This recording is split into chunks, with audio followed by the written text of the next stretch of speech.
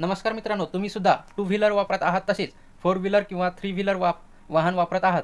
मग तुमच्याकडे 100% driving licence असायलाच पाहिजे. आणि ड्रायव्हिंग लायसन हे आपल्या सिक्युरिटीसाठी आपल्याला द्यावं लागत असतं. जसे की आपण टू व्हीलर म्हणजेच मोटरसायकल चालू होत आहोत, तर आपल्याला मोटरसायकल चालवण्याचा परवाना अर्थातच ड्रायव्हिंग लायसन काढावे लागते. किंवा तुम्ही फोर व्हीलर म्हणजेच मोठी गाडी चालवत आहात, तर त्याचा सुद्धा आपल्याला परवाना म्हणजेच ड्रायव्हिंग लायसन द्यावा लागतो. हे तर आपल्या सर्वांना माहीतच आहे की ड्रायव्हिंग लायसन घेतल्याशिवाय आपण वाहन चालवू शकत नाही. आणि असे जर आपण केले आणि कुठे अपघात वगैरे झाला तर याला आपण केले आणि कुठे अपघात वगैरे झाला तर याला खूप मोठ्या प्रमाणात दंड आकारला जातो.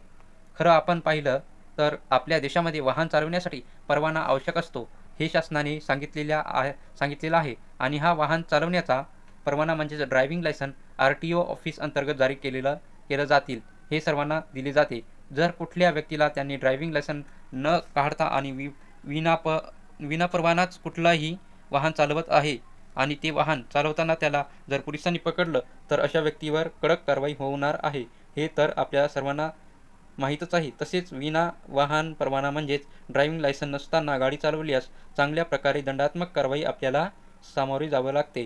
किंवा आपले ड्रायव्हिंग लायसन काढून खूप काळ झालेला आहे, ते रिन्यू केलेलं नाही, तेव्हा सुद्धा आपल्याला अशा दंडात्मक कारवाईला सामोरे जावे लागणार आहे. इतकेच नाही तर मित्रांनो, आपण ड्रायव्हिंग लायसन अर्थातच वाहन परवाना रिन्यू वेळेवर जर केला नाही तर आणि कुठेही अशावेळी कुठलाही वाहन चालत असाल तर पोलिसांच्या नजरेत जर तुम्ही आला तर अशावेळी आपल्यावर चांगल्या प्रकारे अर्थातच कठोर कारवाई करण्यात येईल आणि आपल्याला त्यावेळी कुठलीही हालचाल करता येणार नाही.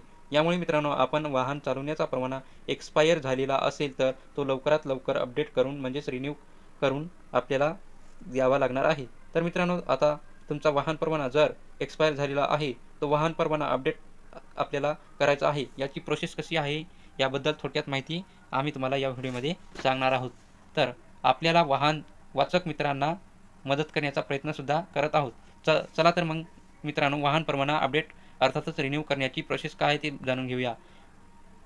जर आपल्याला वाहन परवाना एक्सपायर झालेला आहे किंवा त्याचा कालावधी अर्थातच मुदत संपली असेल, तर ते रिन्यू कसे करायचे आहे, तसेच आपण घरबसल्या यासाठी फक्त 2 मिनिटात मोबाईलद्वारे सुद्धा अर्ज करू शकणार आहोत.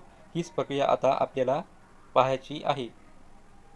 यासाठी सर्वात अगोदर आपल्याला वाहन परवाना अर्थात RTO विभागाच्या या गव्हर्नमेंटच्या वेबसाईटवर, तुम्हाला डिस्क्रिप्शनमध्ये वेबसाईटची लिंक दिली आहे, त्या लिंकला भेट द्यायची आहे. अधिकृत संकेतस्थळावर म्हणजे त्या वेबसाईटवर आपण आल्यानंतर आपल्याला आपले जे राज्य आहेत, जसे की माझे राज्य महाराष्ट्र आहे, तसेच आपल्याला आपले राज्य निवडायचे आहे. आता आपल्याला वाहन परवाना अर्थात ड्रायव्हिंग लायसन या मेनूमध्ये सर्व्हिस ऑन ड्रायव्हिंग लायसन या ऑप्शनवरती क्लिक करायचं आहे. त्यानंतर तिथे PDF स्वरूपात एक अर्ज दिला जाईल, तो अर्ज आपल्याला डाउनलोड करायचा आहे. त्यानंतर आता पुढे आपल्याला तो अर्ज मिळालेला आहे, जो आपण अर्ज डाउनलोड केलेला आहे, तो अर्ज विहित नमुन्यात भरून त्यासोबत जी कागदपत्रे अर्थात जुना वाहन परवाना, आधार कार्ड, पॅन कार्ड, काही सर्व डॉक्युमेंट आपल्याला अपलोड करायची आहेत. आता पुढील प्रक्रियामध्ये आपल्याला ऑनलाईन पद्धतीने या सर्व प्रक्रियेची माहिती म्हणजेच वाहन परवाना रिन्यू करण्याचे शुल्क भरायचे आहे. आणि त्यानंतर आपल्याला आपले ड्रायव्हिंग लायसन अर्थात वाहन परवाना नवीन म्हणजेच रिन्यू झालेला वाहन परवाना पोस्टाने घरी येणार आहे. तर मित्रांनो, ही माहिती तुम्हाला चांगली वाटली असेल तर आमच्या चॅनलला सबस्क्राईब करा. धन्यवाद.